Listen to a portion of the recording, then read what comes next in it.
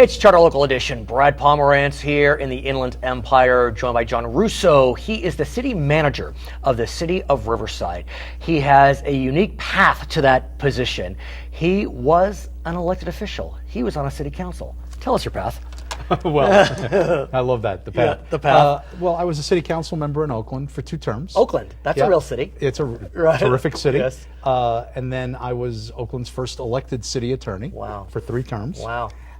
And then after 17 or so years of being an elected official, an opportunity arose to become the city manager of Alameda, small city in the Bay Area. Right. I spent 4 years there sort of learning the trade of city manager.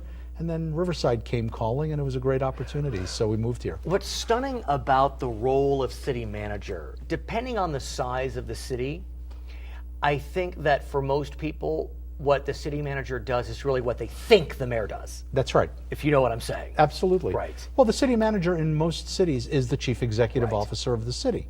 And of course, if you're a good city manager, you listen very carefully to what your city council and what your mayor want, because those are the folks that the people have chosen to make policy decisions. So you don't want to substitute your policy judgment for theirs.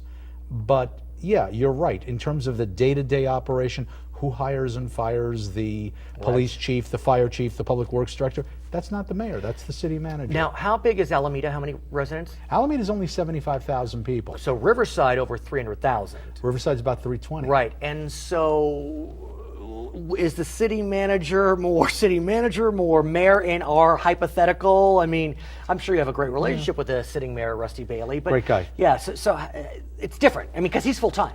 Yeah, he's full-time. He's Whereas in Alameda, I presume they're not. No, Alameda we did not have a full-time mayor. No, Rusty's full-time, and Rusty works very hard as mayor. And there are a lot of things for a mayor other than being the CEO, since they're not. There's a lot for a mayor to do. People expect the mayor to be at the opening of everything. I mean, you know, if you're the mayor, you got to show up for the opening of an envelope in your city, and it's important because you're there to inspire people. You're there to be a cheerleader, and Rusty does a fantastic job with all of that. Let me ask it this way then: for a city where the mayor is full time.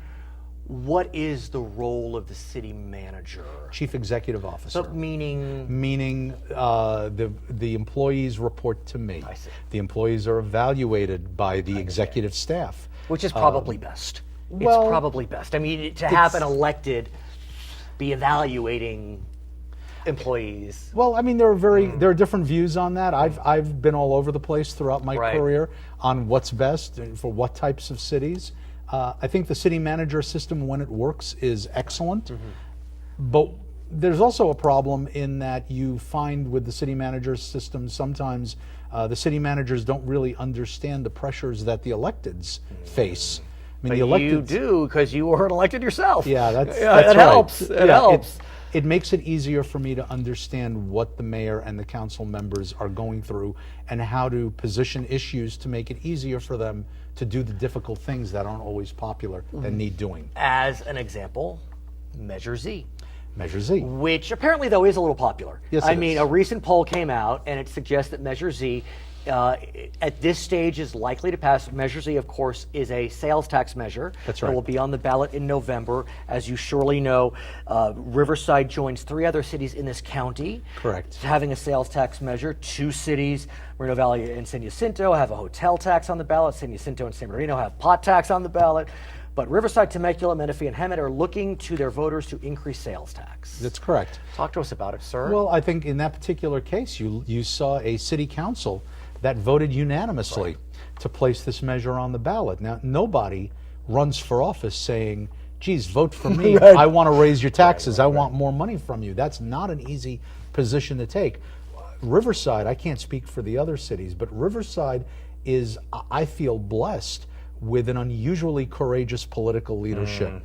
And by the way, I have more than 3.5 years left on my contract. Right, so of I'm course not you have to say kissing up. that. No. I guess that's my point. I don't have to kiss up. No, well stated. They stated.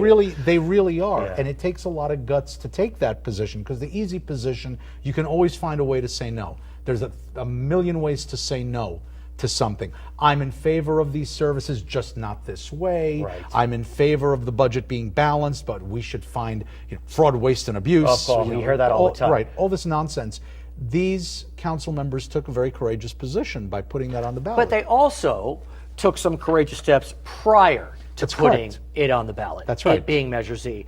Almost $11 million in cuts. Correct. Went to the labor partners and asked them and got them to agree, as I understand it, to increase pension contributions. Correct. Increase, is it co-pays or medical premiums? It's the premiums. Yeah, the their contribution premiums. to the premiums. And yeah. also asked the labor partners, and they agreed to tie their raises to performance Yeah, and of that's the something- city. That's remarkable. Isn't that great? It is. So that's yeah. something. That's something that that we first did in Alameda. Oh. By we, I mean my administration. Of course.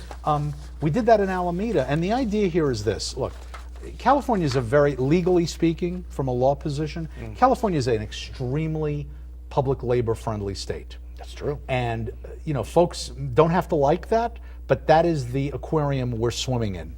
And so, whether you agree with it or you don't agree with it, that's the way things should be is irrelevant. That's what we live in. I think politics and government is very often the art of the possible. So you're confined by this legal environment. And so the best way to relate to the people who are the overwhelming amount of your costs in salaries, benefits, pensions, medical, all of that, the best way to relate to them is in a partnership and to explain to the labor unions, you have got to contribute more to pensions. You have to contribute more to your benefits, or eventually the machine will break and there won't be anybody. But to able digress work for a second Sure. on this issue, and Yeah. then we'll get back to Z. One of the big calling cards for public service, serving as a public employee, was the outstanding pension, was Correct. the outstanding medical Correct. benefits. And I'm wondering if we're getting to a point where the benefits aren't that good vis-a-vis the private sector, which tends to pay more, although it's hard to know. Right. I mean, where's the balance? Well, I mean, I think mostly what you're seeing in the private sector is you're seeing a couple of things. One is when you get a compensation package in the private sector, it's more heavily weighted towards salary Right. and not so much toward benefits. What you're also seeing, particularly in entry-level positions in the private sector, is a modular approach where people are being hired as independent contractors and they're not getting benefits at all. Yeah. And so, Or 401k, which with not great matches. with not great matches, Right. if any match at all. Right. So I think what you're looking at, I think on balance, it's still about a push between private and public stated. sector. I think it's still a push given where we are. But there's also no question, looking at the pension funds, and we're a part of PERS, California PERS, when you look at that fund is going to continue to require more payments from cities. Cities can't afford it. The employees have to contribute as well. Let me ask you, since you are a student of politics, on this ballot in November, in addition to the president and the Senate and Congress and Assembly and Senate and so many other measures, 17 ballot measures statewide, at least 3 of them look for revenue. That's right. Prop 30 extension, cigarette tax, Correct. school bond, Right. and now Measure Z. Correct, and that's the big fear for those who want Measure Z to pass. The big fear is not whether or not enough people will be convinced if it were just Measure Z on the ballot.